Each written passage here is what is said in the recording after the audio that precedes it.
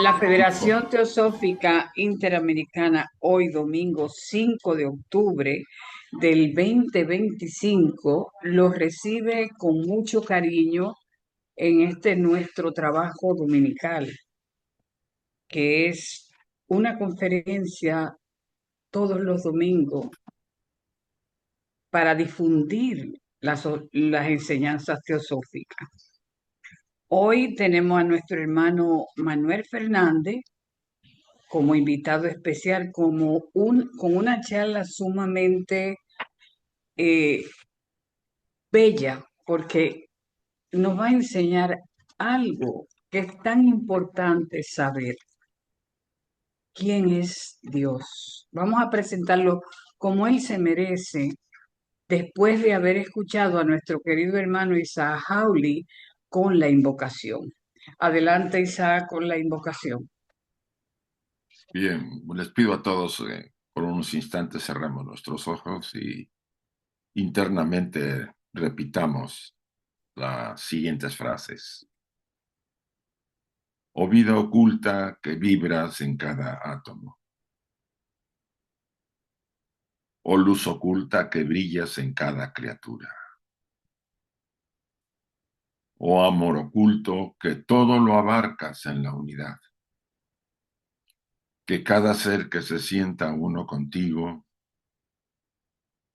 sepa que es uno con todo lo demás.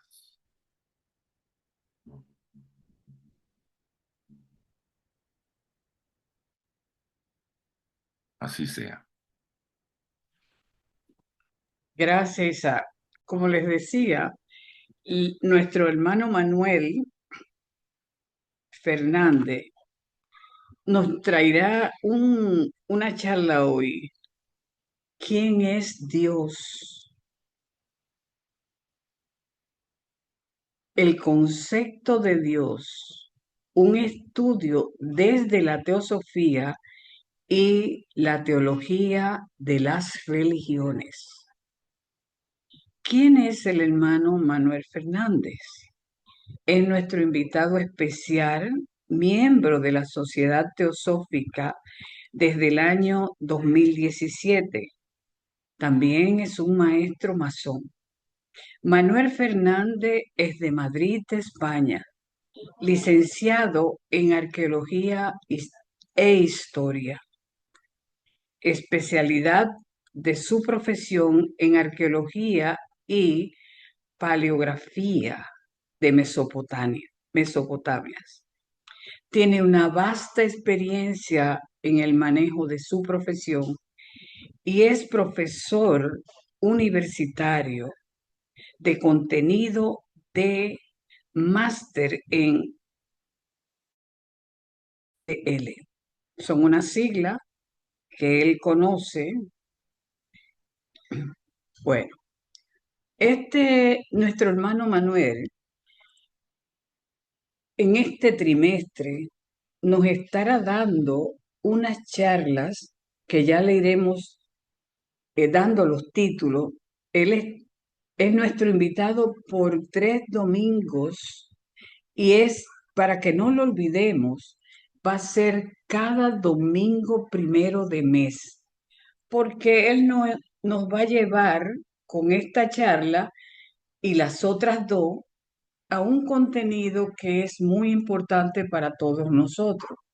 Quiero que los que escuchan esta primera charla también estén atentos los domingos, en los próximos 2 domingos, primero de mes, estar acompañándonos para eh, darnos la oportunidad de aprender algo de lo que Manuel nos trae para beneficio nuestro. Si tenemos este conocimiento, pues qué bueno es compartirlo entonces con Manuel. Le damos las gracias, Manuel, por estar aquí hoy con nosotros y tener la voluntad de servir a la humanidad dando lo que él ha aprendido ya. Manuel, creo que en este momento pasamos los micrófonos para que sean suyos solamente y nosotros seremos todo oído para escucharte. Gracias, Manuel, por aceptar esta invitación en este momento. Adelante, Manuel. Gracias, gracias. Bueno, buenas tardes a todos los hermanos presentes en Teosofía y los que no son de Teosofía también. Antes de nada, de empezar, quisiera agradecer la presencia de todos, la cual es para mí un gran placer y es un honor. Gracias también a la Federación Teosófica Interamericana y especialmente a los queridos hermanos Fred y a Magali por la invitación que me han hecho para compartir esta conferencia y las posteriores. Será un placer, como digo, compartir estos momentos de diálogo con ustedes. Y bueno, espero estar a la altura, dada la experiencia que también tienen todos ustedes, ¿no? sobre este tema. Quisiera que la exposición esta no fuese demasiado larga, eh, a fin de que a la conclusión podamos tener un intercambio de ideas o debatir. Yo tengo un método en eso que me gusta mucho, el método académico, porque creo que es el en el que más, digamos, nos podemos beneficiar. Y eso requiere, al final, pues este tipo de debate. También responderé, por supuesto, a las dudas que les puedan surgir de lo que yo afirme. Eh, entonces, bueno, según mi experiencia, la parte más instructiva, como digo, es la conclusión de una ponencia, pues en este espacio normalmente donde se razona, ¿no? Donde se exponen las preguntas, las respuestas, donde se teoriza, ¿no? Bueno, en fin, no voy a seguir con más preámbulos de este tipo, voy a dar una pequeña introducción, ¿no? Eh, He hecho esta pregunta de esta primera conferencia de quién es Dios por una razón, porque es importante tener el concepto, o yo creo que es importante tener el concepto de a qué nos referimos cuando decimos Dios para las posteriores, las otras dos que he sido también invitado por la sociedad, ¿no? Eh, la pregunta de quién es Dios, casi con toda probabilidad, y probablemente sin temor a equivocarme, al menos demasiado, es la más antigua y persistente pregunta que se ha hecho la humanidad. Si tomamos, por ejemplo, la frase atribuida a Hermes Trismegisto, que dice Dios es un punto cuyo círculo está en todas partes y su circunferencia en ninguna, nos haremos probablemente una idea de esa magnitud, ¿no? De lo complejo de afirmar quién es o cómo es Dios. Desde los orígenes del hombre y ya en el paleolítico superior, muy anterior a las primeras civilizaciones, el ser humano siempre ya se estaba interrogando sobre el sentido de la existencia y el origen del universo, la presencia, ¿no? de un ser superior o de una realidad superior. El pensamiento humano de la divinidad podríamos decir que es lo que da forma a la filosofía y a las religiones. Sin una figura divina y trascendente, la filosofía, el temor a la muerte, la religión y algunos conceptos así similares no tendrían un sentido de ser. Posiblemente ni existiría el concepto Dios, de no ser el concepto religiones, filosofía, etcétera, sin el arquetipo Dios. En el ensayo este que quiero compartir con ustedes, pues intentaré explorar qué es lo que existe detrás de esta pregunta, ¿no? De quién es Dios. Además, de una manera quiero hacerlo expositiva y, por tanto, que sea lo más plausible posible. Sin ser, aunque sea plausible, es una verdad simplemente relativa, porque en lo referente a Dios todos son hipótesis, ¿no? Más o menos pueden ser plausibles según la idealización individual, pero teniendo en cuenta que una hipótesis nunca es una certeza, y según el método, por ejemplo, histórico crítico, sabemos que en historia antigua casi todos son hipótesis, razonadas más o menos, empirismo, y si lo analizamos científicamente desde la arqueología o desde la paleografía, en ese caso sería de carácter probatorio, pero no más allá. Y eso no puede ocurrir en este tema que tratamos hoy. Es imposible. En el tema de Dios no se puede hacer ese tipo de trabajos.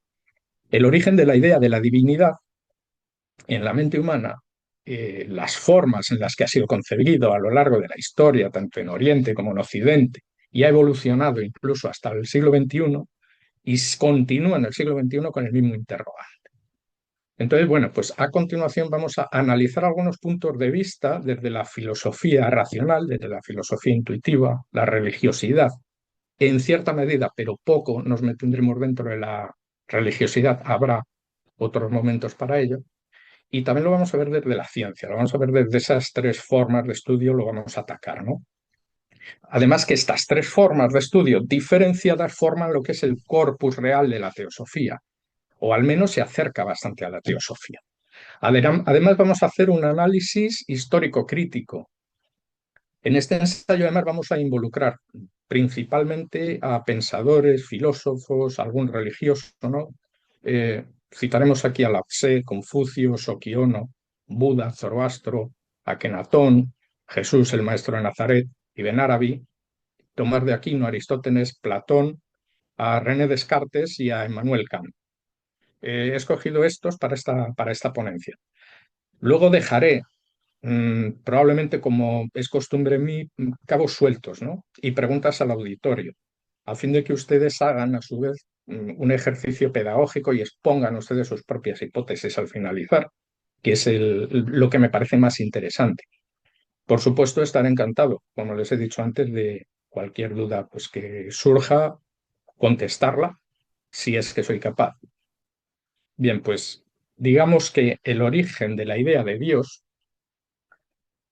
eh, surge como noción de lo divino en los primeros hombres, siendo una idealización como una respuesta al misterio de la vida, de la muerte, de qué es el más allá y de los fenómenos naturales en la antigüedad, porque las tormentas, sol, fuego, el agua, el viento, astros, fueron considerados siempre desde la antigüedad manifestaciones de sus fuerzas superiores.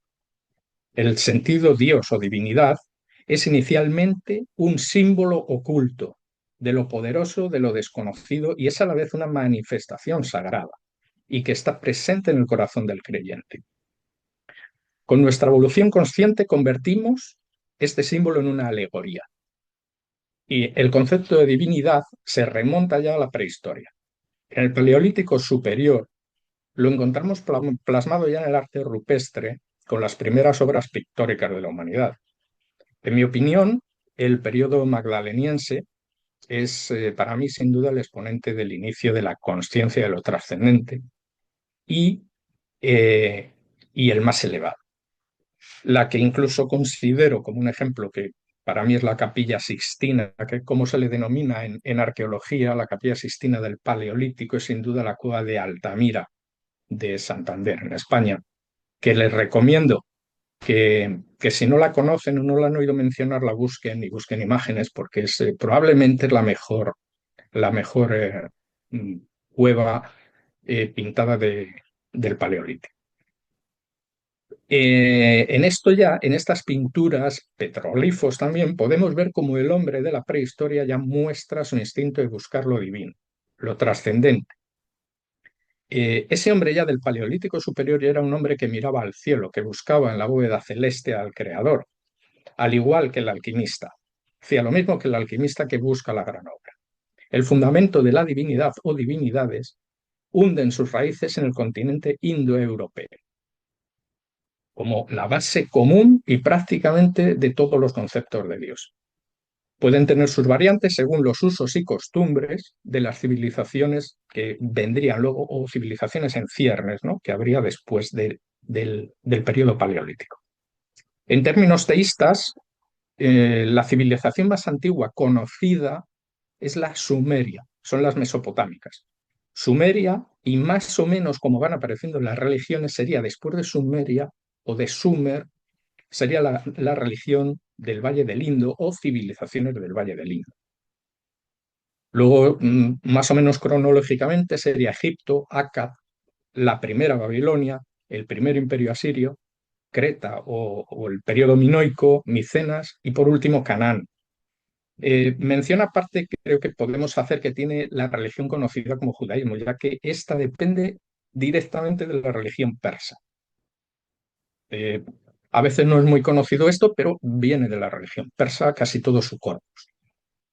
Con el transcurrir de los siglos y la formación de las primeras civilizaciones en lo referente a búsqueda e interpretación ya del culto a una divinidad, y aquí nos metemos, sería en lo que sería el primer y único trascendente Dios o el monoteísmo, también llamado monismo, es en el Imperio Nuevo de Egipto, probablemente con el rey o faraón Amenhotep IV, era llamado Akenatón, era de la dinastía 18 y del siglo XIV antes de Cristo. Akenatón fue uno de los primeros, o posiblemente el primer rey y teólogo en intentar formular e instaurar oficialmente el monoteísmo, al proclamar el culto exclusivo al dios Atón. El dios Atón era el dios solar, el dios de fuente de toda vida, el rey, rey y dios de la moralidad, ¿no? Fue un rey probablemente adelantado a su tiempo en la cuestión de fe y fue un brillante teólogo.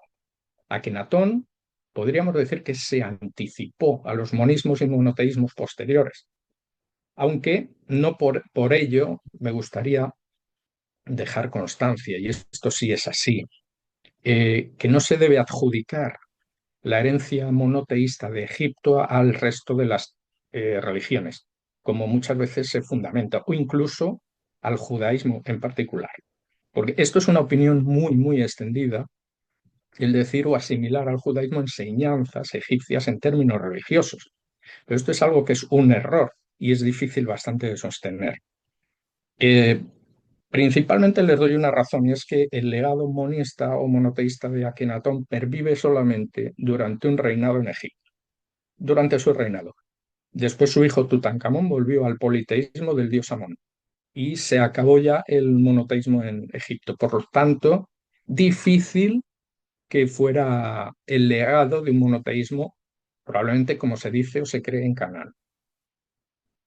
Tenemos un concepto también de lo que es la divinidad en el antropomorfismo.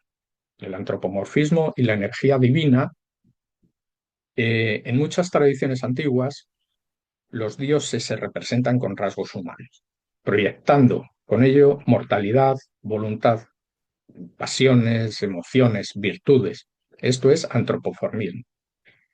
Así ocurre en el judaísmo, cuando en el Éxodo, fíjense, Moisés habla con Yahvé, incluso en Éxodo 33, 18, Moisés incluso ve la espalda de Yahvé al pasar por delante de él.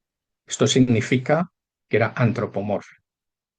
Dios, Yahvé, era un ser antropomorfo. Lo dicen las escrituras, no lo digo yo. No hay más que ver, como digo, Éxodo 33. También ocurre esto de los dioses antropomorfos en la mitología griega. Los dioses de Homero sienten celos, sienten amor, sienten ira. Es importante además mencionar que la enigmática, y es enigmática con mayúscula, religión judía hasta el siglo V antes de Cristo, era politeísta. Era politeísta, eran adoradores en muchos casos del panteón de Madián o el panteón madianita. Incluso tenemos un ejemplo muy palpable que era el primer rey de Israel, Saúl, que puso a uno de sus hijos por el nombre de Isabal. Esto significa el hombre de Baal en idioma hebreo.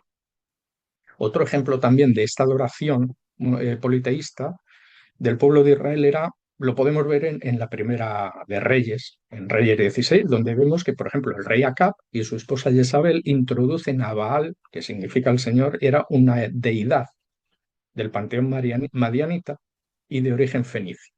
Esto ocurrió en el Reino del Norte, en el Reino de Israel. Sin embargo,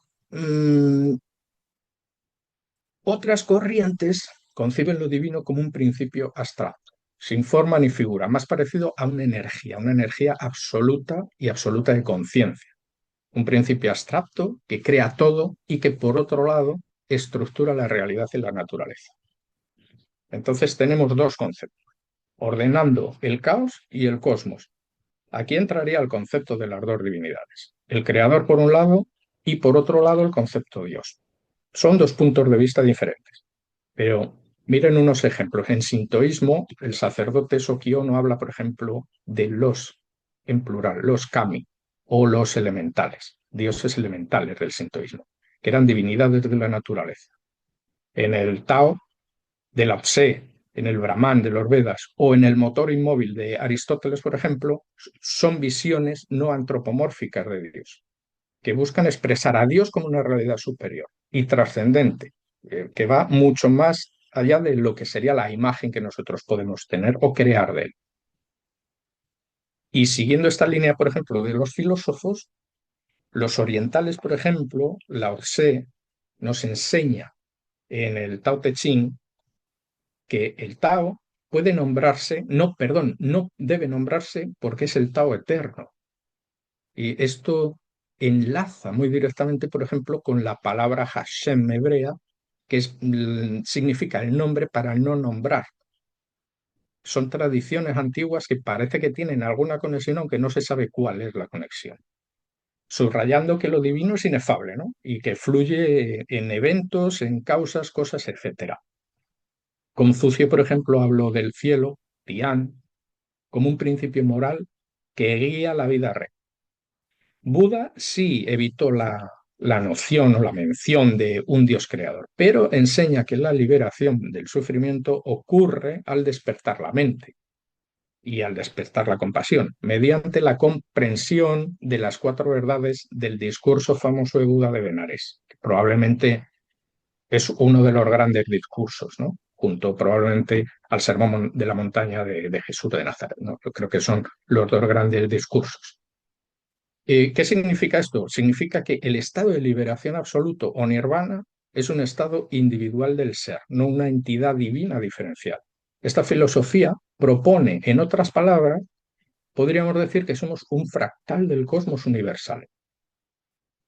Tenemos también, por otro lado, por ejemplo, otro filósofo sintoísta del periodo Edo de Japón, Motoori Norinaga, que desarrolló con gran énfasis la importancia de las emociones como la conexión con las divinidades y con la naturaleza.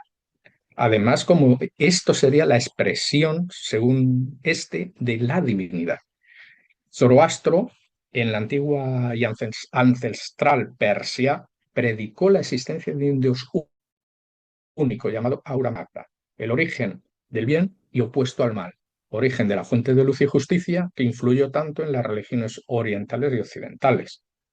Pero cabe observar también algo, que Zoroastro no modificó el magdeísmo en este asunto, ya que contempla un dualismo ético y moral desde la primera creación, teniendo en cuenta que el llamado mal es una extensión cronológicamente igual al dios del cosmos, lo que da lugar a pensar, si lo analizan, que el zoroastrismo obvia al creador único de la energía que no se manifiesta. Y eso es importante en esa religión porque luego tiene ella sus raíces en el resto. Por sintetizar, esto último, una hipótesis crítica sería que desde el acto de Dios que ordena y crea el cosmos aparece simultáneamente el bien y el mal. Aparece ahí la dualidad, quedando el creador, denominado también Ein Sof, en términos hebraicos, como oculto y no manifestado. Es decir, que el creador no es Dios, sino que es el creador y no está manifestado. Luego tenemos también el punto de vista de la filosofía occidental. En la filosofía occidental, según va pasando el tiempo, aunque hay ciertas corrientes, pero por ejemplo Platón situó lo divino, el demiurgo, en la idea del bien, como un principio supremo de todas las realidades, como principio inmaterial y trascendente. Para Platón era la fuente del cosmos y de la perfección. Aristóteles, sin embargo, lo concibió como el acto puro, el motor inmóvil que mueve al cosmos sin tener movimiento el motor inmóvil a la vez. La crítica aquí, o el estudio crítico, puede ser que este concepto, como algo inmóvil, mueve algo sin moverse. Y aunque pugna, digamos, con la razón de alguna manera, yo aquí, por ejemplo, estoy de acuerdo con Aristóteles y soy de esta corriente de pensamiento. Y se hizo un experimento eh, en 1851 con el famoso péndulo de Foucault. Seguramente lo han oído mencionar. Eh, Esto consistía en lo siguiente. En el Panteón de París se suspendió un péndulo de plomo de 28 kilos mediante un cable de 67 metros de largo. Pendía justo debajo de la gran cúpula. Con este experimento, Foucault quería demostrar el movimiento rotatorio de la Tierra y los efectos físicos que este movimiento produce en el agua y en el aire del planeta. Pero lo interesante que se observó es que el péndulo describía un movimiento que era aparente, no era real. No era el péndulo el que realmente estaba en movimiento, sino que era el movimiento de la Tierra el que giraba. Y no era el péndulo el que se desviaba a la derecha, sino que era el suelo el que giraba en sentido antihorario. Allí tenemos que tener en cuenta que estos científicos explicaron por primera vez científicamente el punto fijo, que todo lo mueve en el universo, como postulaba Aristóteles. Este experimento fue realizado en el Panteón de París, que es la casa de todos los dioses, y allí se pudo constatar que en el sitio donde estaba suspendido ese péndulo y en la infinita prolongación ideal de un hilo, esa fue la tesis que se dio, y allá en lo alto, siguiendo hacia las estrellas remotas, permanecía eternamente inmóvil el punto quieto. Solo un punto tirante ideal, dejando moverse el universo a su alrededor. Como ejemplo, por ejemplo, de lo anterior se me ocurre que el punto quieto que nosotros siempre podríamos observar e invisible sería la aguja de un compás, que crea una circunferencia en un papel, y que a su vez ese punto no es visible. Y sin embargo, ese punto es la razón de toda la geometría del círculo y de la circunferencia, porque desde ese punto discreto y además invisible, de ahí parte todo el logos. Ese es el Dios de Aristóteles. De esto último, Platón muestra al demiurgo y Aristóteles muestra a la Ein Sof. Así de fácil, hay esas dos líneas. Por eso sale, probablemente en las imágenes, siempre que se sale Platón y Aristóteles, sale cada uno con su dedo índice, uno apuntando al suelo y otro apuntando hacia el universo, ¿no? ¿Con quién estarían ustedes de acuerdo, por ejemplo? Háganse esa pregunta. Bueno, vamos a seguir continuando. Eh, si nos metemos en la teología, por ejemplo, de Jesús de Nazaret proclamó a Dios como un padre amoroso, un padre cercano. Y esto es importante, universal. A la vez, proclamó que él mismo era la vía para trascender al Padre. Y aquí la pregunta es, ¿a quién se refería Jesús? ¿Yahvé o al Eterno no manifestado? Eso es una incógnita ahora mismo y sigue siendo una incógnita real. Hagan incluso una hipótesis plausible y si quieren luego lo podemos comentar al finalizar la ponencia. Pero que yo pienso que por nuestra cultura, porque culturalmente la mayoría somos cristianos culturales, es muy importante tener una respuesta a la teología de Jesús de Nazaret. Pero tengan en cuenta, para hacer esta hipótesis, que la ley de Jesús y la ley de Moisés es la misma. No hay ninguna diferencia. Pero sí es diferente la forma de interpretar y les puedo dejar una pequeña pista para que lo mediten. Moisés se dirigía a la nación como profeta y como legislador. Jesús actuaba de manera contraria, diferente, y ahí radicaba la importancia del maestro de Nazaret. Eso es algo para meditarlo porque en teosofía sería importante conocer esos aspectos también porque muchas veces tendemos o tenemos que comparar ciertas religiones o ciertos estados, como decir el estado mesiánico, ¿no? Si continuamos, por ejemplo, la línea marcada por Jesús que llega al Islam, porque al final el Islam es un heredero, ¿no? Sería del cristianismo más heterodoxo, y entrando en el sufismo, el filósofo, por ejemplo, y teólogo musulmán andalusí, Ibn Arabi,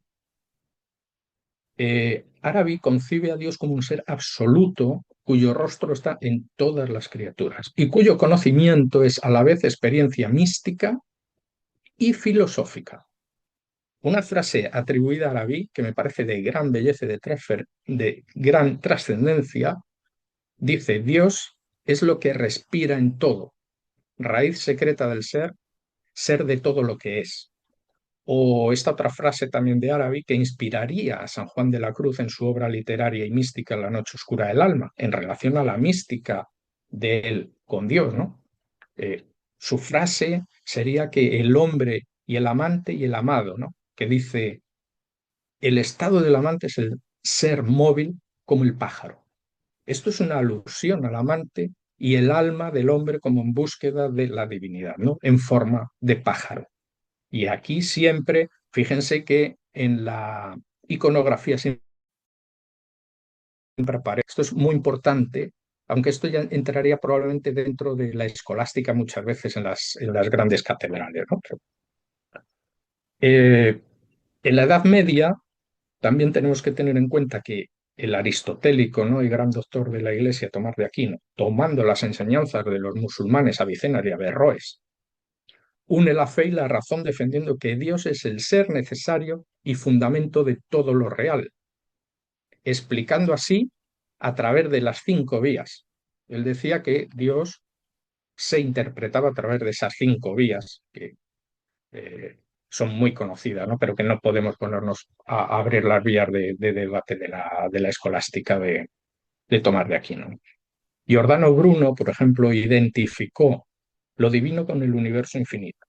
Él proponía que Dios es infinito y por lo tanto su universo también debe ser. Es la excelencia de Dios magnificada y se manifiesta en la grandeza de su reino, lo que le valió, como saben todos, la condena de la Inquisición y la hoguera. En época moderna también del filosofismo occidental, René Descartes identifica a Dios como el fundamento y la certeza de la verdad. Afirma que la idea de perfección en mi espíritu, decía sobre sí mismo, no puede provenir sino de un ser verdaderamente perfecto. Es decir, que tanto que se le menciona a Descartes y su método cartesiano científico, muchas veces se le ha planteado como ateo, y evidentemente no era ningún ateo, era un empirista simplemente, pero sabía que había detrás algo, ¿no?, importante que podíamos llamar Dios, ¿no?, o divinidad, o como quisiera llamarlo alguien, ¿no? Emmanuel Kant incluso decía sobre Dios que la voluntad de Dios no es simplemente que seamos felices, sino que nos hagamos felices a nosotros mismos. Este gran filósofo sostiene que la idea de Dios es el postulado de la razón práctica. La razón crítica exige de su existencia para garantizar la moral. O sea, es un método importante, la relación de la moral con la relación del ser superior. Luego, si seguimos y entramos en la escolástica, por ejemplo, aunque retrocedemos, porque habíamos ido un poco más allá ahora, pero en la escolástica medieval, que estuvo marcada por la síntesis entre la filosofía de Aristóteles y la fe cristiana, San Agustín, por ejemplo, identificó a Dios con la verdad interior y eterna.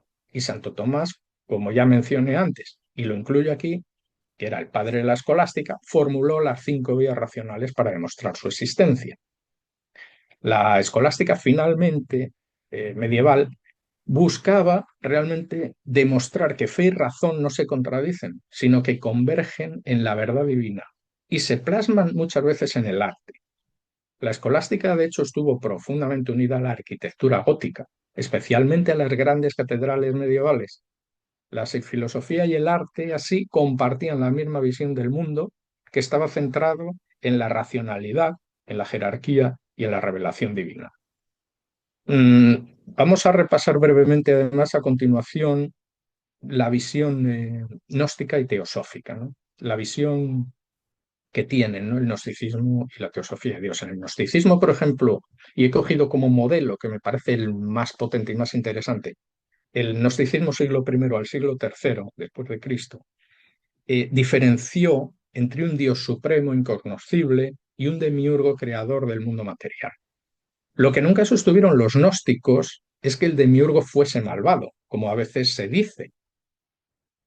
Y si cogemos y nos basamos en la teoría, o la teología, mejor dicho, de Valentín, Valentín fue, bueno, un líder religioso gnóstico, ¿no?, del siglo II después de Cristo, que funda una escuela gnóstica en Roma, que fue discípulo del gran Teudas, que era un gran teólogo, que a su vez Teudas fue discípulo del apóstol San Pablo. Es decir, todo llevaba una línea paulina.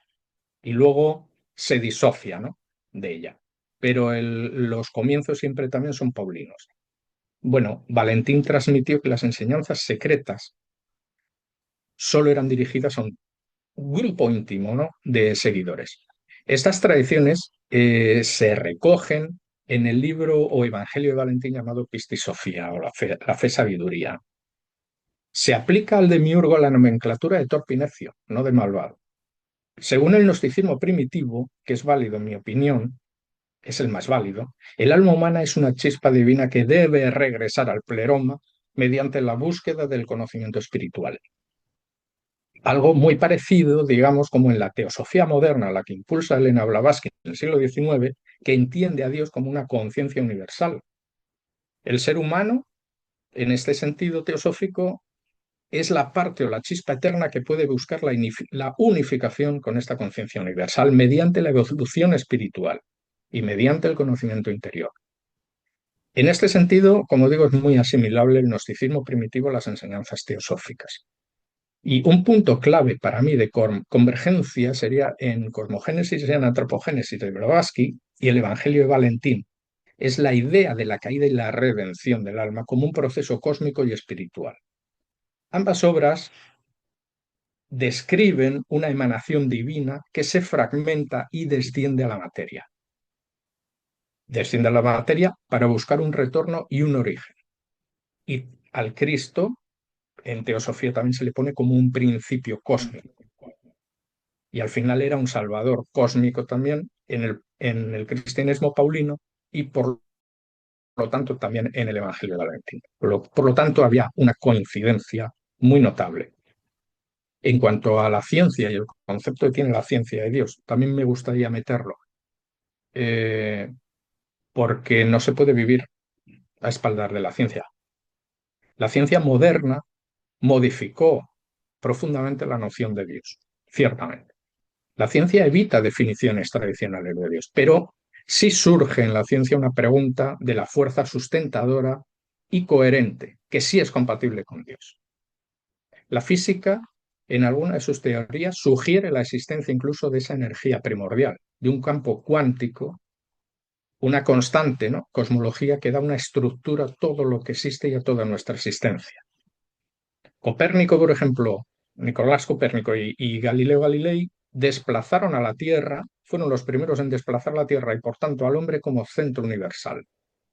Newton aún consideraba incluso a Dios como un artesano cósmico. Tenemos también, por el contrario, a Darwin, que introdujo la teoría de la evolución biológica sin necesidad de un diseñador directo.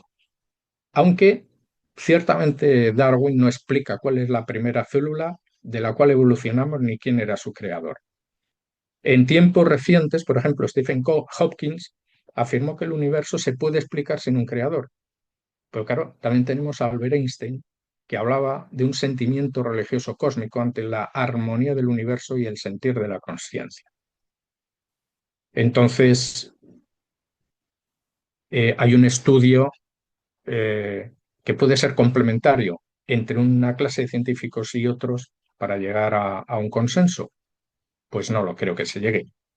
Pero lo que sí intentan estos científicos o cualquiera es demostrar, no negar. Por ejemplo, en la neurociencia. La neurociencia estudia la mente y qué produce la mente esas experiencias religiosas y espirituales, sugiriendo que lo divino puede ser una vivencia del cerebro. Y se distinguen aquí dos términos, ¿no? La conciencia, la capacidad ética de distinguir el bien y el mal, y la conciencia para darse cuenta uno mismo de los eventos que nos rodean.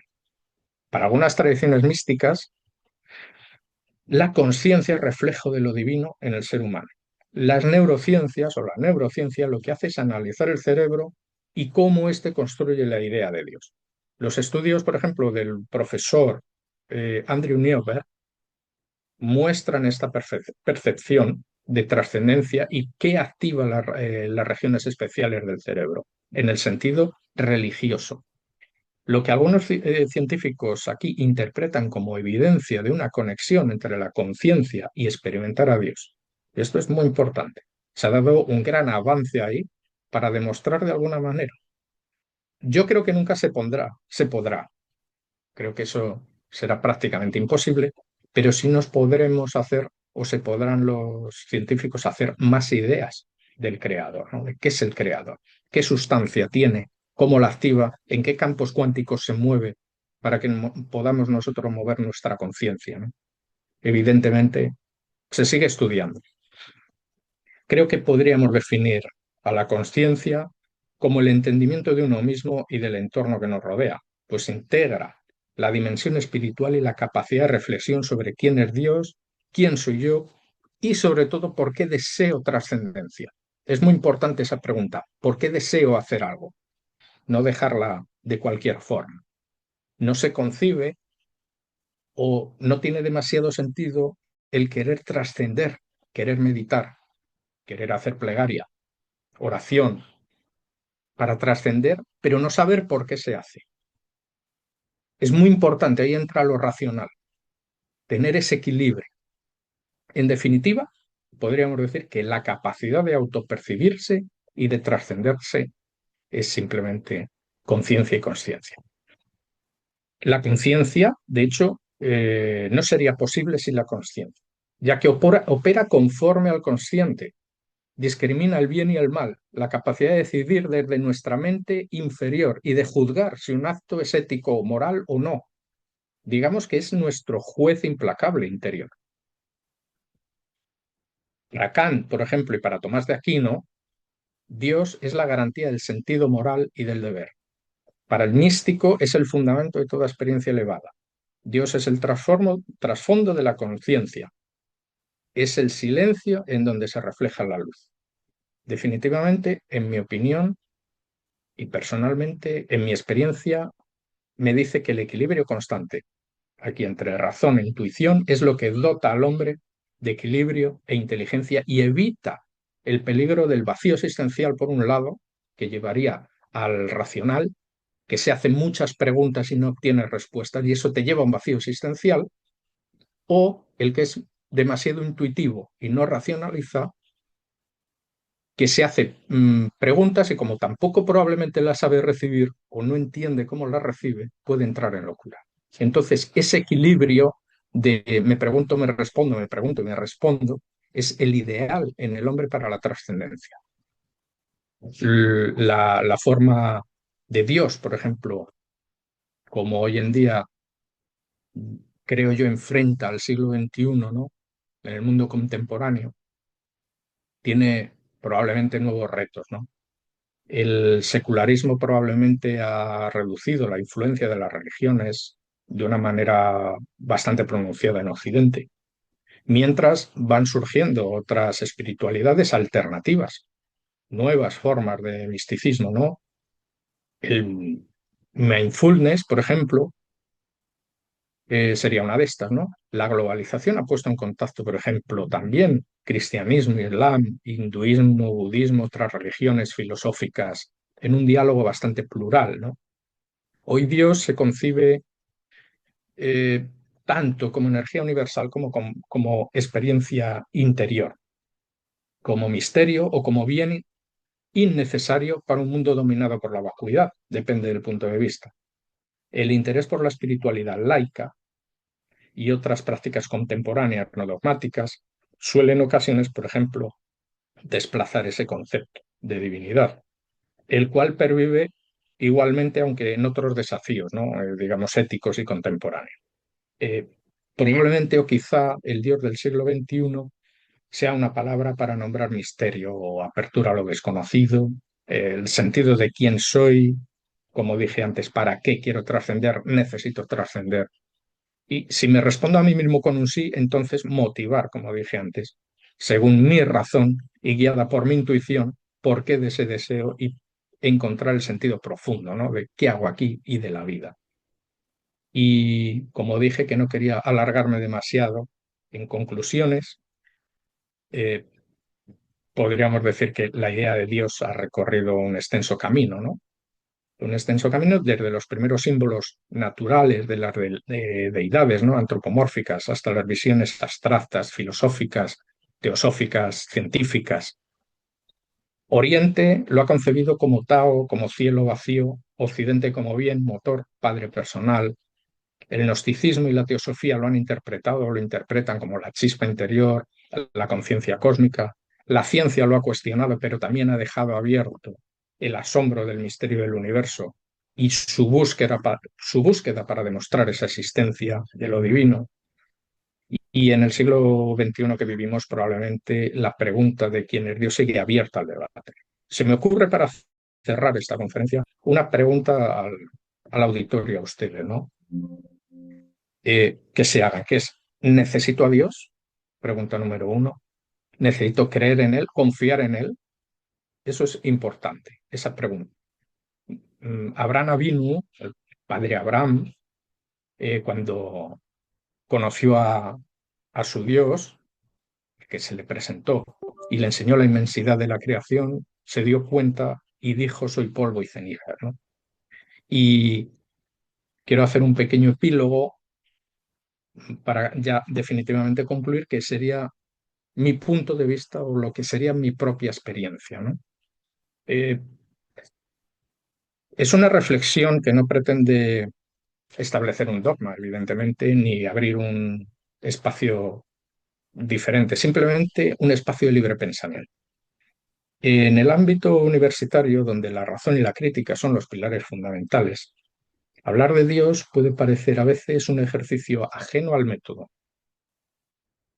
Suele parecerlo, pero hoy les propongo abordarlo desde otro ángulo. Vamos a verlo a Dios como experiencia, como la intuición que dialoga con mi razón, o cada uno con su razón, como una sustancia que atraviesa lo existente. Desde mi perspectiva, Dios no es una figura externa que impone castigos o exige obediencia.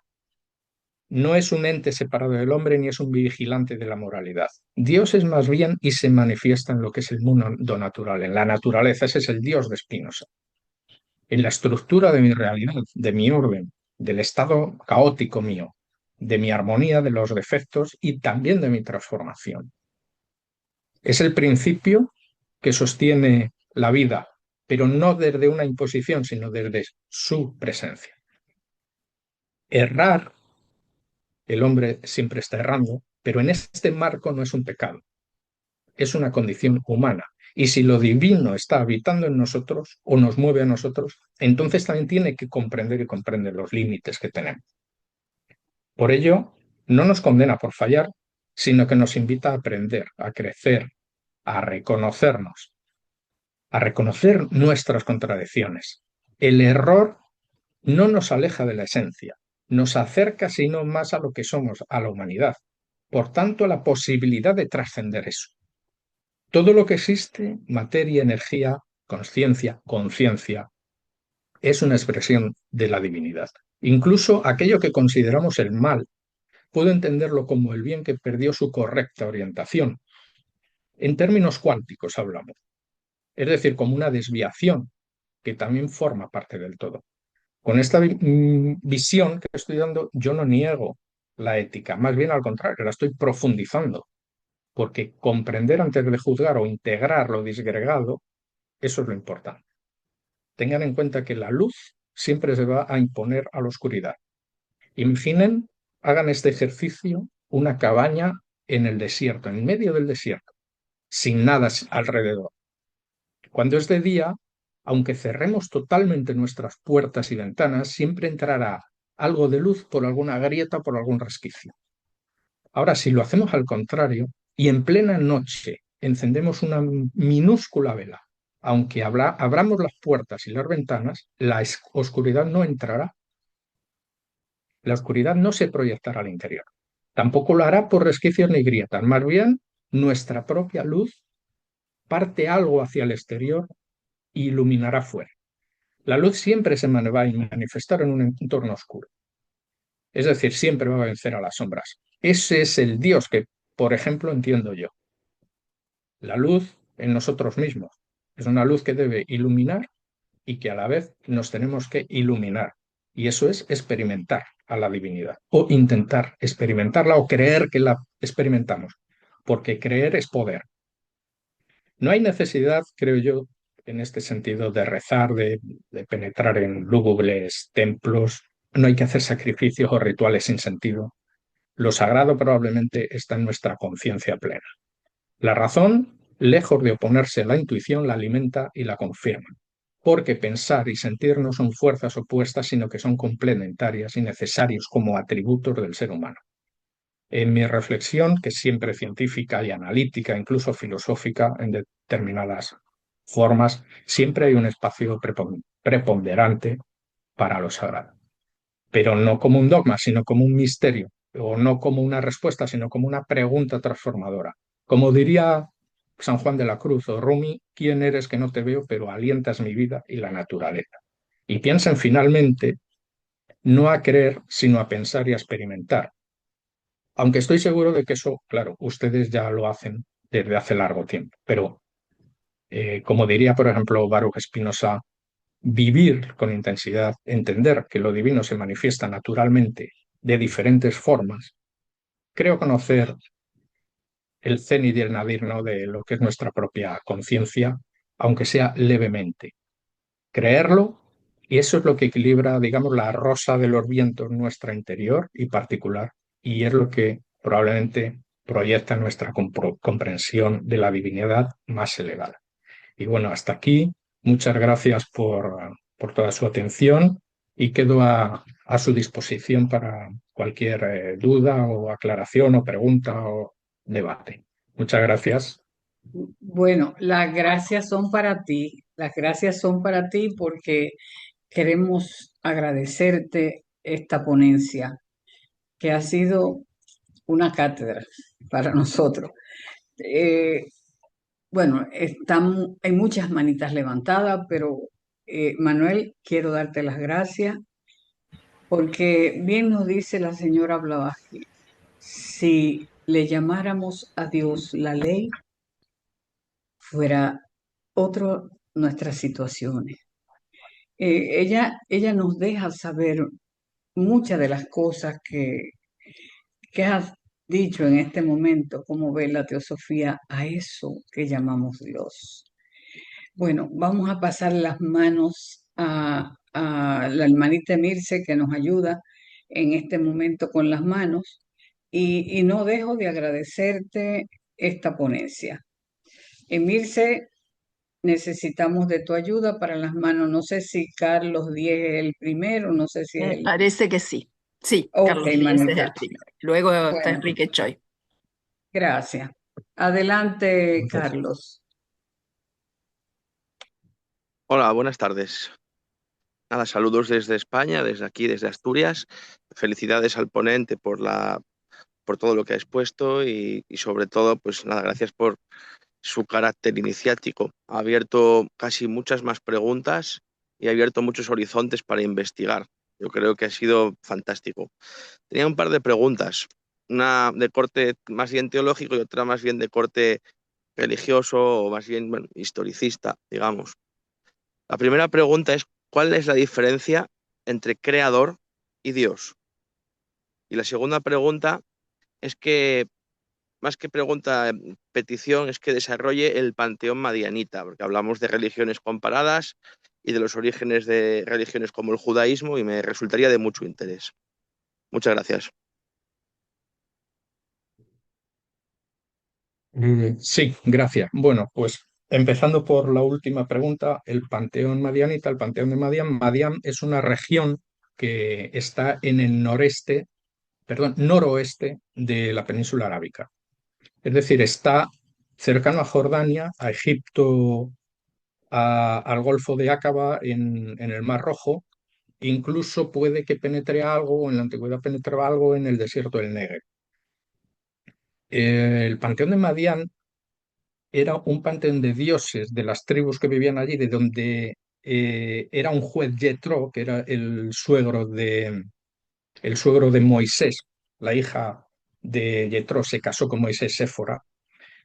Y el panteón eran panteones de varios dioses circundantes. Por ejemplo, algún dios o diosa en este sentido era Hathor, la diosa madre, Astarte también, dios fenicio, eh, Baal, El y Yahvé. Esos eran los dioses de Madián. Y aquí hubo una lucha de dioses, por decirlo así, entre las civilizaciones, sobre todo la de Canaán, y quien venció fue Yahvé, por decirlo así. Yahvé es el que se llevó diríamos de una manera así un poco grosera, el gato al agua en ese sentido. Y a partir del siglo V, con el regreso del exilio de Babilonia, Esdras es el que crea el canon definitivo que conocemos hoy día y con único culto a Yahvé.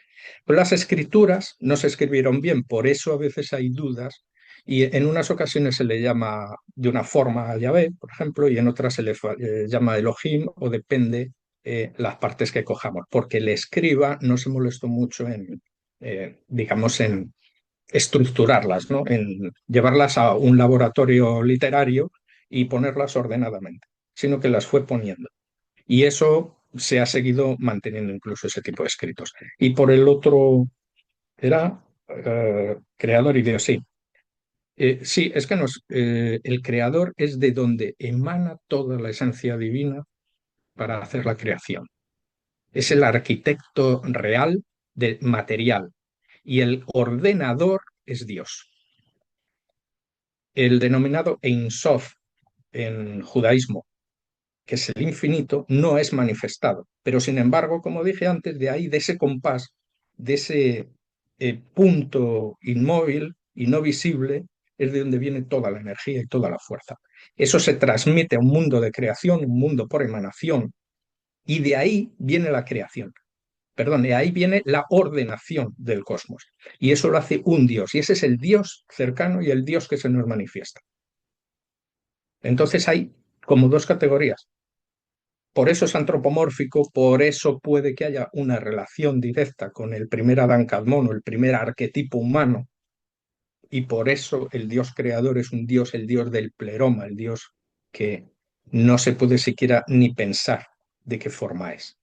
Básicamente serían esas dos cosas. Al Dios que se reza, por entenderlo, los dioses, sus panteones son los dioses arquitectos del material que ha sido entregado por el no manifestado. Y son los que requieren de sacrificios, requieren de oraciones, requieren de varias prebendas, ¿no? En cambio, el no manifestado, de donde parte todo, que sería, como decían los antiguos griegos, el prepadre o el uno, ese no requiere de nada. Ni requiere que lo adoremos, ni quiere nada. Simplemente dio su esencia. Ese sería básicamente. Yahvé es un Dios, no es un creador. Yahvé se encuentra, si cogemos toda la cosmogonía, y no me refiero en lecturas de Siodo, por ejemplo, no, o en el Timeo de Platón. Me refiero a estudios de los más gnósticos posibles, siglo I. Él coge de sabiduría divina de su pecado toda esa materia y con ella crea el universo. O sea, está hecha la alegoría de esa forma, ¿no? Es una alegoría muy bella de leer. Pero es una materia que él ordena, no que él crea. Bueno, espero haberte contestado Entiendo que de manera existe un mínima. principio creador que sería el Ein Sof, que sería informe, universal y inefable para el humano, y luego sería Yahvé, que sería el creador, que es como un ordenador de materia que merece adoración y ritual y una religión organizada a su alrededor. Básicamente. Pues sí, ha quedado muy Yahvé claro. en términos judíos, porque Yahvé es un dios judío, no, Sí, pero bueno, es un dios monoteísta, me refiero, pero para otros, Ahura Mazda sería para Zoroastro, depende quién, pero es un dios. Sí. correcto. Pues muchas gracias, Manuel. Gracias, Manuel, y gracias al hermano que hizo las dos preguntas. Adelante, Mirce, con las manitas, por favor. Sigue Enrique Choi y luego Rosa y José. Ok. Adelante, Enrique, por favor. Y muchas gracias por la conferencia, Manuel. Mi pregunta va asociado a ese Dios sin forma, ¿no? A que el Tao Te Ching habla que no se puede decir con una palabra, ¿no? El principio supremo, ¿no? En los Vedas le llaman Parabrahma. Yo quería saber si, según su conocimiento, digamos, a través de un método podemos llegar hasta ese punto supremo, ¿no? O es una abstracción, digamos, o algo imposible para el hombre, ¿no? Esa es mi pregunta. Bien. Yo no tengo un gran conocimiento de lo que son las filosofías orientales, pero te puedo hacer la traspolación a la filosofía oriental, a la occidental. Eh, por ejemplo, en términos cabalísticos, que es lo que yo veo más viable, mm, la trascendencia nosotros la hacemos a través del alma, del conocimiento y la evolución de nuestra alma, que es lo que, digamos, importa y es nuestro yo auténtico y personal, ¿no? No el cuerpo material, por decirlo de alguna forma, aunque el cuerpo material haya que cuidarlo y conservarlo y darle conocimiento. Pero trascender, nosotros tenemos tres niveles, un alma animal, un alma emocional y un alma intelectual. Ese es el alma verdadera. Tenemos dos almas más importantes. Uno, en esos términos que he dicho, se llama Hayá. Ese alma es un alma colectiva que podremos captarla o no, y es difícil. Pero si la logras captar, se dice que ahí las personas que captan esto son pues, Buda, Jesús de Nazaret, gente así. Es decir, no está al alcance de cualquiera. Pero si la logras captar, se dice que tendrías telepatía, que tendrías una serie, digamos, de poderes importantes, ¿no? Pero Yehidá, por ejemplo, es el alma que se funde con la fuente. Es decir, a través de Keter o de Adán Kadmon, del universo de Adán Kadmon, y se fundiría con lo que es el Insof. Y ese es imposible llegar. Además, dicen que tu yo, si llegara ahí, moriría, porque tu propia alma Hayá, si estuviéramos en Hayá o en Nesamá, que se llama, que es un alma intelectual, si ve a la fuente, se funde con ella y te pierdes para siempre porque se va a quedar en la fuente. Y nosotros se dice que tenemos que estar siempre en ese recorrido, pero nunca llegar a decir quiero estar con Dios, porque es imposible. Y el Tao lo que dice es que Tao es lo inefable y lo innombrable. De Está de eso alguna se manera daba. definiendo lo que es Pero bueno, ella le dio toda una escena. lo que está diciendo de alguna manera es que el Tao es el Dios Ein Sof, es el infinito, es lo que no podemos ni entender siquiera, ni figurarnos cómo es. Por lo tanto, es simplemente reconocer o conocer por intuición que existe, que venimos de ahí, pero que nosotros lo que somos es un fractal de la creación que se hizo posteriormente. Bueno, entonces creo que le damos las gracias al hermano que hizo la pregunta y la respuesta es como dice HPV, podemos ver la llama, pero no podemos tocarla, como chispa, ¿no? ¿Verdad? Vamos a Emilce. Sí, Rosa y José y después Patricia Chávez. Ok, adelante Rosa y José. Sí, gracias por la conferencia, gracias por hacernos pensar en tantas cosas. Nunca, eh, bueno, en el caso mío que casi nunca me habían permitido ni pensar en ella, pues tuve que estar un tiempo sometido a unas ideas y después de unos cuantos años sometido a otras ideas que no me permitían teóricamente pensar, pero siempre la idea de un Dios la hemos asociado como un creador del universo y todo lo que está incluido en él. Y entonces a veces se nos hace difícil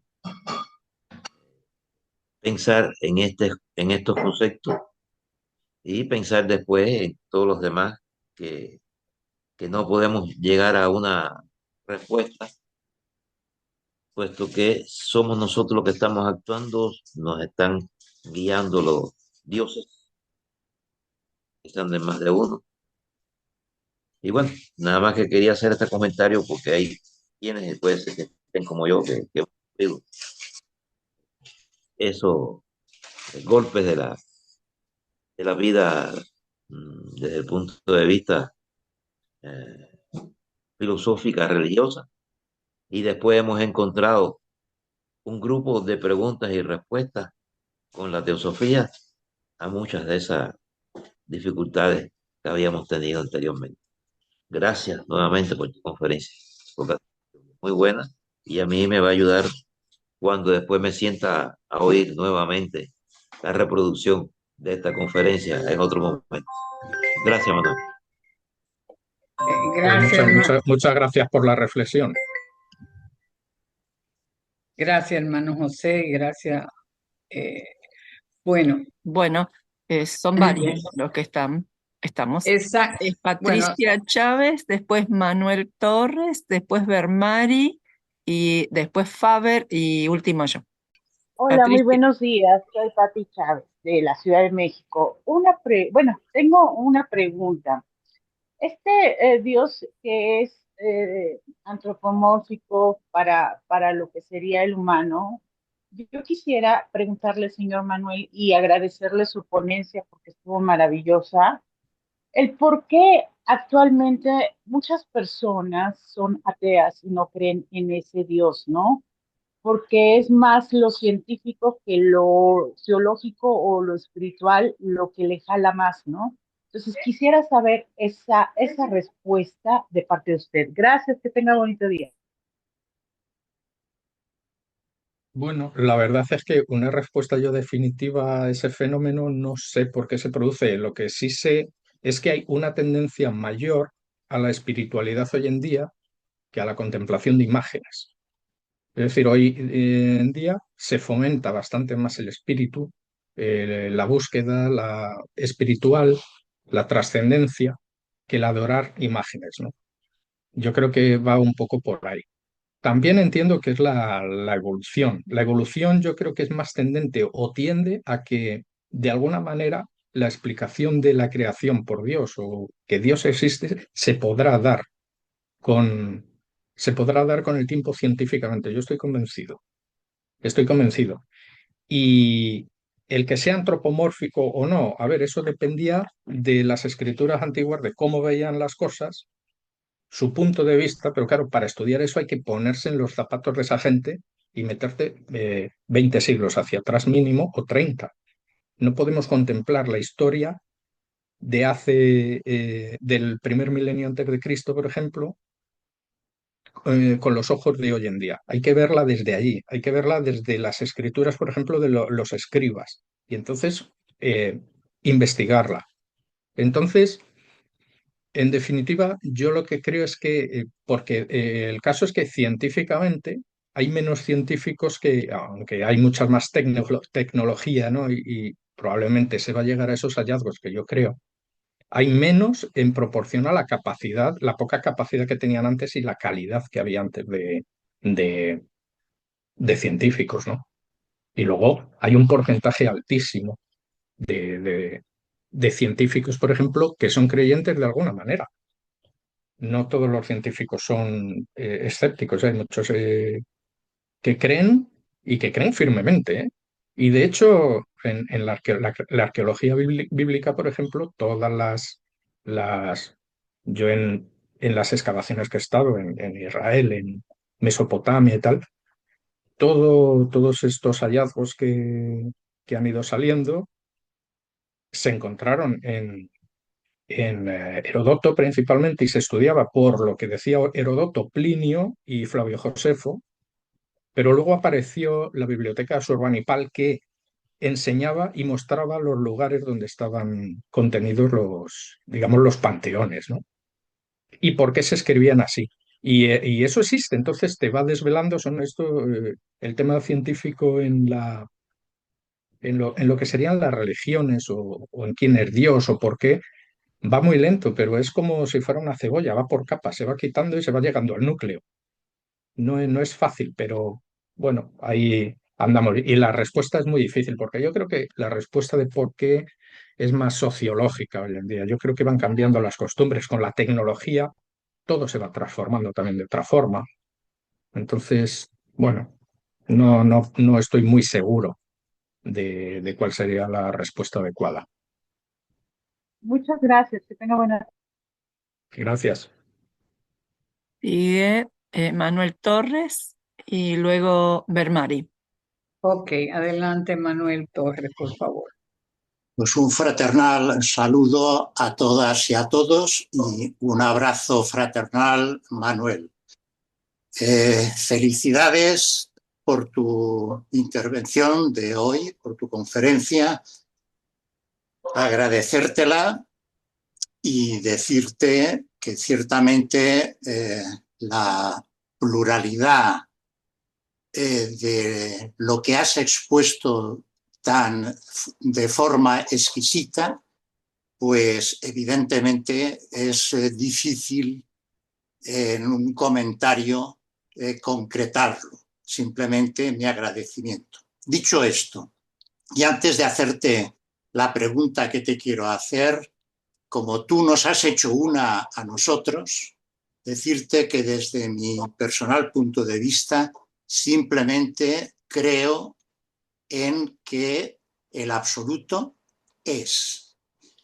Y ha llegado ya un momento en mi trayectoria, en mi existencia vital, que intento no racionalizar ese concepto, simplemente porque pienso que por mi condición humana no me va a resultar en esta existencia poderlo llegar a entender. Y dicho esto, te hago la pregunta que motiva mi intervención. Quería conocer tu punto de vista sobre si el mensaje espiritual de Jesús de Nazaret tuvo conexión como precedente de los esenios, macabeos y Babilonia como mínimo. Gracias por todo, Manuel. Muchas gracias, querido hermano. Me alegro mucho de volverte a saludar, como siempre. Bueno, me has dicho macabeos, esenios.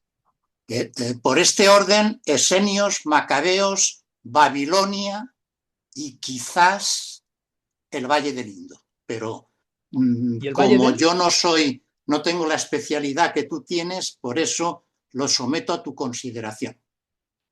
Valle del Indo, me has dicho. Finalmente. Vale. Bueno, pues por partes, la conexión, digamos, con la relación que tienen. Yo creo que Jesús de Nazaret realmente con los esenios no tiene ninguna conexión. No la tiene. A ver, el judaísmo tiene muchas ramas. Tiene muchas ramas. Es un árbol con muchas ramas. De un lado están los celotes, de otro están los esenios, de otro los saduceos, del otro los fariseos, los sicarios, incluso. Hay incluso muchas más sectas, como ebionitas y tal, pero bueno, son más secundarias, incluso judeocristianos. Entonces siempre todas se van a parecer en algo, porque tienen esa raíz común, ¿no? Pero fíjate, los esenios, primero los esenios eran la casta sacerdotal descendiente de Sadoc, perdón, de Leví, que había en el templo cuando los macabeos fueron y los pasaron a cuchillo. Eso es el gran desconocido de quiénes eran los esenios. Los macabeos, cuando echaron a Seleuco, bueno, a Antíoco IV Epífanes, Seleucida, cuando los expulsaron, toman el templo y además de ser los reyes ya, en el año 167 a.C., con Judas Macabeo, o Asmoneos, que eran los asmoneos realmente. En el 167 y toman el templo y tienen el ejército y además son los reyes, quieren también el sacerdocio. Y entonces los esenios les dijeron que no podían ser sacerdotes porque no eran de la tribu de Leví y además no eran sacerdotes legítimos. Y entonces dijeron, bueno, pero como tenemos al ejército, y empezaron a pasarlos al cuchillo. Los que huyeron formaron la secta de los esenios. Los que huyeron a Qumran principalmente, aunque había más sitios, no solo Qumran, y había diferentes niveles de vida. ¿Qué tenía que ver Jesús con ellos? Yo creo que nada. Primero, los esenios eran un grupo cerrado que no te podías ni acercar por allí si no eras esenio, porque te apedreaban hasta la muerte. Y se defendían, ¿eh? Y Jesús de Nazaret llegó en unas circunstancias universalistas que no tenían los esenios. Jesús de Nazaret curó incluso a la mujer sirio-fenicia, bueno, a un montón de gentiles, ¿no? Incluso al centurión romano, al criado y tal, cosa que no harían los esenios. Jamás harían los esenios eso sería imposible pensarlo. Y además, se mezclaba con todo lo que necesitaba una sanación de su espíritu o espiritual. Es decir, con prostitutas, con todos los médicos, tal, que tampoco lo harían los esenios. ¿Qué tenían en común? Tenían en común simplemente la escatología, es decir, el juicio final y la resurrección de los muertos, o la resurrección de la carne, como decían ellos, y el juicio final. Era en realidad, y el bautismo. Podría ser que algún rasgo esenio tuviera Juan el Bautista. Juan el Bautista sí, probablemente, y Juan Bautista fue el instructor de Jesús, realmente. Pero tampoco hay nada definitivo. En cuanto a los macabeos, no tenía nada que ver. Los macabeos eran una familia, que eran las familias moneos, que se rebelan contra la helenización de los generales, los diádocos de Alejandro Magno, y lo que ocurre es que cuando los echan toman el control de todo, pero fueron peores todavía que los griegos, o sea, que los de Alejandro Magno, o sea, fueron un desastre. Y por culpa o por causa de ellos aparecen los saduceos, bueno, los saduceos vienen de ellos, los ponen ellos, sean saduceos como descendientes de Sadoc, que tampoco lo eran, que eran una casta sacerdotal superior y de gente noble, eran de la nobleza, que solo creían en la Torá, no creían en el resto del Antiguo Testamento, y aparecen también los fariseos para hacer una interpretación carismática diferente, y los esenios que desaparecen de ahí, luego un grupo que eran los celotes ultranacionalistas y los sicarios dentro de ese grupo. O sea, no tienen realmente... Jesús era fariseo, Jesús era fariseo. ¿Y por qué decimos esto? Porque era fariseo, primero, porque discutía. Los únicos que discutían eran los fariseos. Los fariseos, se dice además que de dos fariseos discutiendo salen tres opiniones diferentes. O sea, es que era tremendo. Por eso había dos Talmud, hay un Midrash, hay un montón de cosas que se contradicen unos a otros. Incluso la Torá, si la examinas, se está contradiciendo. Digamos, la hicieron ellos, ¿no? Los judíos. Entonces, por ahí no. En cuanto a Babilonia, Babilonia no tiene, Jesús directamente no tiene nada, pienso, que ver con Babilonia. Lo que sí tiene que ver mucho es los usos y costumbres del judaísmo a partir del siglo V antes de Cristo hacia abajo. Ahí sí, porque profetas como Daniel, Ezequiel y tal son profetas del exilio y son de los que vuelven luego con la liberación de Ciro el Grande. Entonces, sí tiene que ver mucho ahí, pero en tema doctrinal, sobre todo porque ahí aparece el monoteísmo, el culto a un solo Dios, a Yahvé. Anteriormente había cultos, como os puse también, a muchos dioses.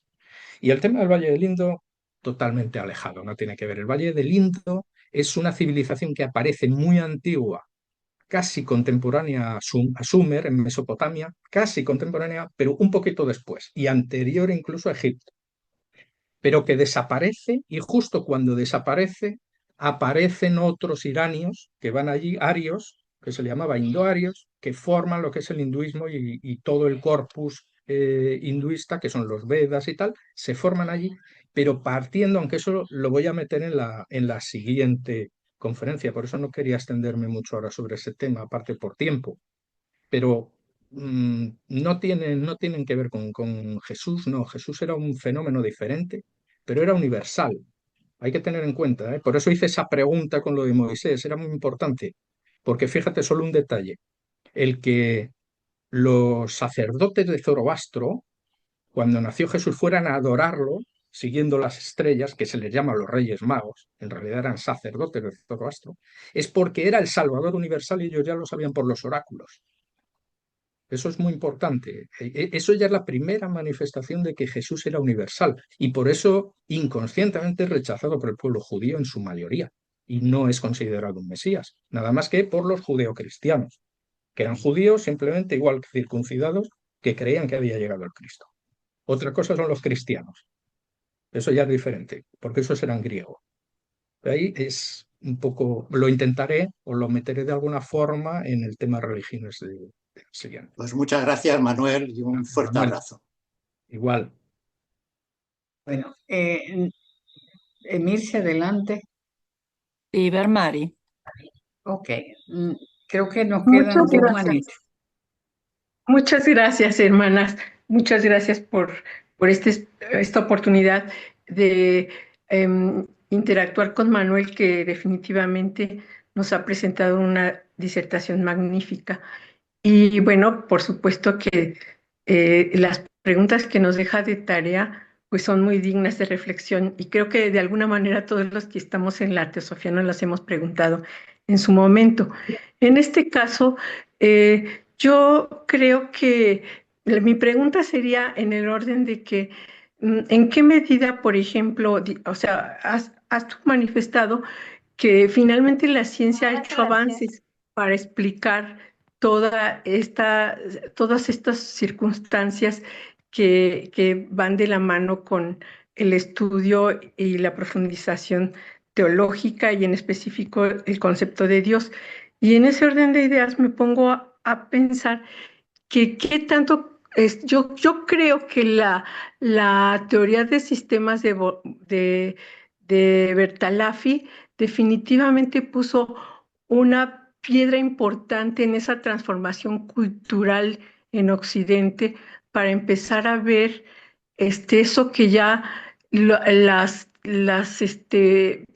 civilizaciones antiguas, particularmente las que siempre vieron que toda esta manifestación es una unidad y que nosotros en Teosofía reconocemos como un principio básico de explicarnos el mundo.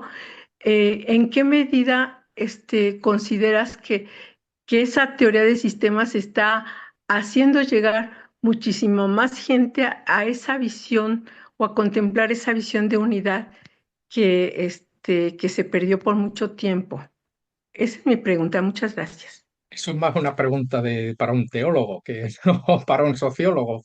Pero bueno, a ver, yo creo que lo que sí, por ejemplo, empezando por el tema de la ciencia, es que se sabe, por ejemplo, que toda la ciencia antigua lo que en realidad manifestaba era de una energía. Lo principal era una energía creadora. Hoy en día se sabe, por ejemplo, por la física cuántica sobre los campos cuánticos. Se sabe todas esas interconexiones y sobre lo que no está desconocido y que no tiene fin. Por lo tanto, hay una interrelación bastante importante. ¿Hasta dónde pueden llegar? Yo no lo sé. No. Es que hay cosas que a mí se me pueden ir, no lo sé. Pero más bien como Mm, esa visión sistémica y que ahora se habla también como de los sistemas complejos, ¿no? Que nos hace sí. reconocernos desde la perspectiva sociológica como podríamos decir, una unidad en movimiento, junto con muchos Sí, otros elementos.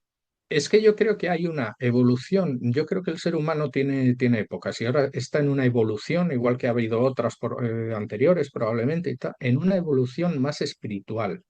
Yo creo que está en una evolución, no involución, sino evolución hacia un orden cósmico mayor que el que había antaño.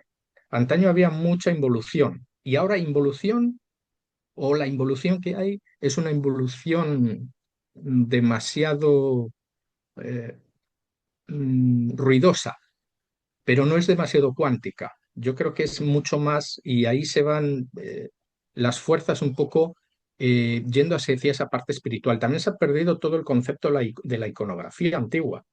Eso también es importante. Hay muchos métodos hoy en día de la búsqueda de lo sagrado, de la búsqueda espiritual, de la búsqueda del más allá, de quién soy, por qué, de todas las preguntas que nos hacemos sin la necesidad de un ídolo, cosa que antes sí había.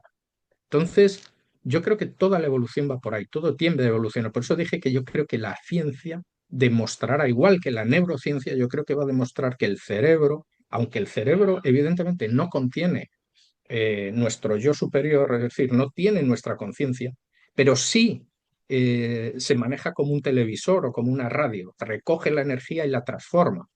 Incluso nos hace que podamos ver muchas sensaciones en un solo panorama o en un solo plano. Es decir, yo puedo oír, ver, sentir, tocar, oler, usar todos mis sentimientos, puedo usar todas mis formas y unificarlas. Y eso sí lo hace el cerebro. Pero claro, el cerebro se nutre de algo también.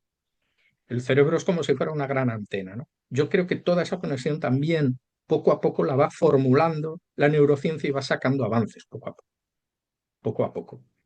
Y esa yo creo que es la explicación del futuro. Y yo creo que se demostrará. Por eso hay, claro, lo que pasa es que, por ejemplo, no nos dan, ni nos han dado nunca grandes ejemplos, por ejemplo, los religiosos, salvo alguna honrosa excepción, pero no han dado grandes ejemplos a la humanidad. Y se ha tendido la humanidad a coger una evolución diferente, no a negar a Dios, no niegan a Dios o la divinidad, niegan lo que tú me dices de Dios, que es diferente, o lo que me quieres imponer que es Dios. Otra cosa es experimentar yo a Dios de alguna manera. ¿Cómo lo experimento yo o hacia dónde va mi espíritu? Porque la parte que yo crea que es la buena es la importante. Y a lo mejor puede haber tantos dioses mentalmente para cada uno como personas. Esto es como la huella digital. Entonces la manifestación en cada uno puede ser diferente. Pero yo creo que van un poco en ese sentido. Pero de todos modos, digo que esto es un fenómeno más sociológico, de estudio sociológico, que de un estudio. Yo ahí estoy muy limitado porque mi trabajo en la arqueología no, y ya no llego a esos conceptos de por qué ahora, sino por qué antes se hacía tal cosa o cómo se, se estudia un códex de la antigüedad, ¿no? Son mis campos de trabajo. Los campos de trabajo ya Muchas de gracias, Manuel. interpretar ahora Muy, por qué, difícilmente. muy Te doy mi rico. opinión nada más. Bueno, Gracias. Gracias, muchas gracias. gracias, Belmari. Vamos a Gracias. pasar la otra manita, A, Milce, a porque ver, el Mario tiempo Faber. apremia. Adelante, Mario. Muy buenas tardes, les habla Faber Mario desde Colombia. Bueno, primero felicitar y agradecer al expositor por tan maravillosa temática. Una pregunta muy puntual. El Maestro Jesús, cuando nos hablaba del Dios Padre, ¿hacía referencia al mismo Dios del Antiguo Testamento, a Yahvé, o era un Dios distinto? Y la pregunta la hago puntualmente porque en algunas sociedades iniciáticas muestran a Yahvé como ese demiurgo. Entonces, bueno, me gustaría que el expositor pues me aclarara esa parte. Gracias. Bueno, empezando por el final, Yahvé es el demiurgo, directamente. Yahvé es el demiurgo. Lo que pasa es que es la visión de Yahvé desde el punto de vista de la filosofía griega, anterior al demiurgo, de cómo se contempló por los filósofos griegos. Es simplemente que era esa materia que creó Sofía, sabiduría, que lo recoge, ahí vienen los gnósticos, lo recoge incluso la teosofía, también lo dice Blavatsky, es una energía que viene del Ein Sof, pero por un pecado de Sofía, que era un eón, el más joven de todos, es expulsada del pleroma. Y al ser expulsada del pleroma, de su arrepentimiento, de su llanto, de sus lágrimas, se crea la materia. Pero es materia divina, porque al fin y al cabo era una diosa. Cuando la perdonan y la vuelven a meter al pleroma, esa materia queda. Y de esa materia se crea un demiurgo, quiere decir un dios único, no había otro, pero por debajo del pleroma. De lo no manifestado incluso, y de lo manifestado primero. Hay no manifestado y manifestado primero, eso es el pleroma. El demiurgo y la materia prima para crear el universo se crean con eso. Y con esa materia, el demiurgo mira hacia arriba, lo ve y lo copia. Por eso se dice que lo que es arriba es abajo o es igual. Porque lo que hace es copiar. Y crea al hombre, crea todo. Y ese demiurgo, en términos judíos, es Yahvé. Es el mismo. En cuanto a qué Dios era el que seguía a Jesús de Nazaret, pues nunca menciona el nombre porque él decía siempre Abba. Abba es padre, y tampoco porque es Abba, Abi, él decía Abi, perdón, no Abba, y Abi es como papá, es un término más bueno, más familiar, ¿no? De cómo se dirigía al padre. Y siempre habla del padre, y cuidado, aquí es muy importante leer lo que dice en la Biblia, el Nuevo Testamento, pero el griego, el original, porque él cuando habla a sus apóstoles dice mi padre, no vuestro padre o nuestro padre. Discrimina, eso es muy importante. Incluso en 8, creo que es en el 8:45 de Juan, asimila a los fariseos y a todos los judíos como hijos del mal directamente y no hijos del Padre. Y aquí puede haber diferencia, no hay un consenso cerrado aquí, pero mi opinión es que era Yahvé, su Dios, su Padre. Él se refería a Yahvé. Mi opinión es esa. Ahora, el término Yahvé es término de miurgo en griego. Quien habla eso está hablando de griego. Gracias, muy amable. Gracias. Bueno, la última manito era la mía, Manuel. Te quería agradecer porque realmente muy interesante tu charla con todos la información y como que nos has dejado mucho para seguir pensando. Yo quería más que una pregunta hacer un comentario respecto a esto del Dios interno, ¿no? De la experiencia, digamos, como que es muy personal la experienciación del Dios interno.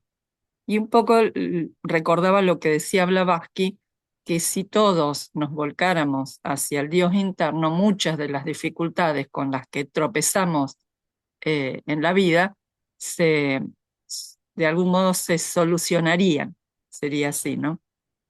Y un comentario sobre un artículo muy interesante que encontré en una revista que se llama La Iniciación y es de C-RAM. Y ahí hay una parte muy interesante en la cual habla del sendero. Si bien el sendero no es Dios, pero de algún modo ese sendero es el que nos conduce a Dios, ¿no es cierto? Entonces, él lo que dice es que nosotros no debemos buscar el sendero, sino que el chela no necesita buscar nada, dice, porque el sendero no dejará de encontrar a la persona adecuada. Entonces, lo que dice que si uno lo busca, dice a veces mucha gente busca al gurú, quiere el adeptado y quiere tener una iniciación, y que intenta ir avanzando de distintas maneras, esto va a encontrar que no tiene mucho éxito, porque eso es desde el punto de vista de la personalidad. Y me parece que con respecto a experienciar a Dios, sucede lo mismo. Es decir, si nosotros tenemos como querer desde lo espiritual, desde lo personal, querer experienciar a Dios, no lo vamos a conseguir. Es como que lo divino nos tendría como que encontrar a nosotros. Y un poco lo que dice Krishnamurti es que uno debe limpiar la casa y esperar al invitado, ¿no? Como refiriéndose al otro. Perdóname que me tomé el atrevimiento de hacer estos comentarios, pero un poquito tenía que ver con lo que vos estabas hablando de la experiencia de Dios. Y te agradezco mucho tu trabajo.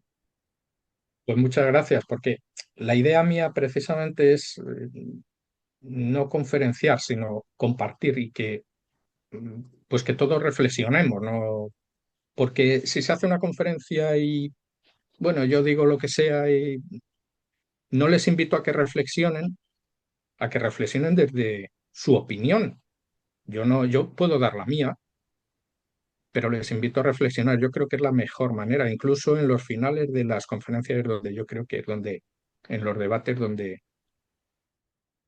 se diferencias te puede dar una pauta a algo, puedes entender algo, tal, pero bueno, es perfecto. Y además yo es que soy de los que creo que el que cree o cree estar en el sendero o en la búsqueda o como queramos llamarlo, está en el camino, de alguna manera. ¿En qué camino? Yo no lo sé, es que no me atrevo a decir qué camino. Yo entiendo el mío, pero sé que todos estamos en algún camino. Y el camino correcto yo creo que es siempre el que creamos nosotros legítimamente que es el bueno. Si yo algo creo que es lo bueno y es lo bueno para mí, puede a lo mejor no ser idéntico para usted.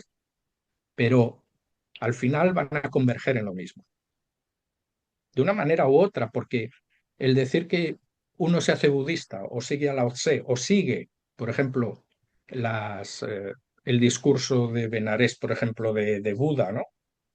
Que era maravilloso. Yo creo que lo hemos leído todo el mundo, pero vamos.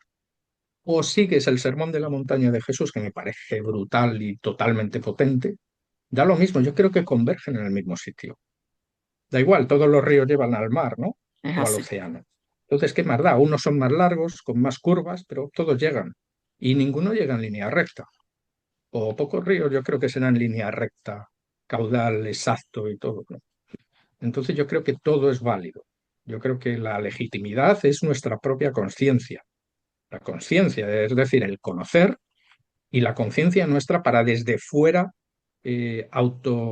digamos, juzgarnos nuestros actos y lo que conocemos y eliminar lo que no nos sirve. Yo creo que eso es lo válido, ¿no? En general. Entonces, a mí me gusta eso, invitar a la reflexión, pero en el sentido de que cada uno busque donde él quiera y como quiera, pero que busquen. Solamente Gracias. quería felicitarte, Manuel. Y tengo por ahí Gracias, dos Isaac. opiniones que difieren de las tuyas, que te las voy a mandar. Una cartita del señor Mead, secretario de la señora Blavatsky, sobre el tema de Jesús. Y el tema del monoteísmo o politeísmo egipcio. No estoy de acuerdo, pero ya lo hablaremos en la siguiente vez que presentes tu tema. Me encantó, de veras. Muy bien. Perfecto, lo hablamos. Hablamos. Gracias. Eso es lo bueno, saber las opiniones y hacer de nuestras opiniones una verdad que nos sostenga por un momento, porque si tenemos la verdad en la mano, por favor, no abran la mano que se le va esa verdad y se cambia por otro. Bueno, darle las gracias a Manuel en esta mañana por traer tanta información, nos cuestiona toda tu participación, ha sido bien cuestionante para cada uno de nosotros. Preguntarnos cosas que se convierten en otra pregunta también. Pero qué bueno que tenemos esa capacidad de seguir indagando, de seguir buscando, de no detenernos. Y te damos las gracias por ese aporte. Y gracias, Manuel, porque nos diste mucho hoy. Gracias. Adelante, Fred. Solamente a nombre de la Federación, Manuel, agradecerte por una exposición tan concienzuda, tan minuciosa y tan profunda, lo cual es precisamente una de las funciones de la Sociedad Teosófica, el estudio comparativo de religiones, filosofías y ciencias. Y exposición de esta calidad, hermano, engalanan a la Federación. Que tengas buenas tardes y 1.000.000 de gracias. Pues muchas gracias a vosotros, es un privilegio. Gracias.